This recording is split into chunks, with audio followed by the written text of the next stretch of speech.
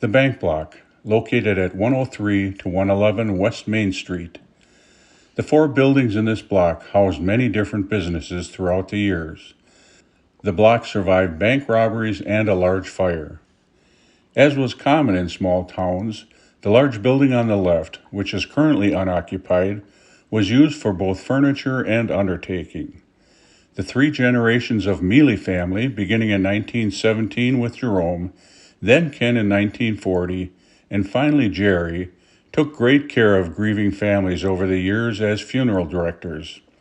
In Jerome's day, there were only about 15 funerals a year, and the funeral business was not generating enough money to raise his family, so Jerome opened his furniture and carpeting store. The next building to the right, Rustics, was also home to a variety of businesses: Belling Meat Market, a shoe shop, a harness shop, a gun store, a sporting goods store, and a millinery shop, to name a few. The third building, originally known as the Bank of Eagle, underwent many name changes over the years, with its most recent name being Chase Bank, a subsidiary of J.P. Morgan Chase Bank of New York. It experienced bank robberies in 1903, 1921, 1967, and three times in the 1980s. Chase Bank closed in 2020 and was subsequently purchased by the owners of Knucklehead Pub. Today it operates as a billiards parlor. The Eagle Telephone Exchange was above the bank. A young telephone operator was in the building at the time of the 1981 fire and called out the alarm.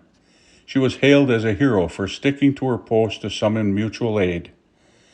The tavern on the corner, the Blue Diamond Tavern, was a two-story building until a fire in 1931. Handicapped by a shortage of water, firemen from Mukwonago, Palmyra, and Whitewater fought courageously, yet a dozen frame buildings and the Bank of Eagle succumbed to its wrath. A few years later, in 1939, a bomb exploded at the tavern. The entire basement was badly demolished, but fortunately for owners Edward and Clara Price, who were sleeping in the rear quarters just 60 feet away from where the bomb was placed, the upstairs escaped with little damage. The bomb was alleged to have been wrapped in a copy of a radical publication known as The Benefactor.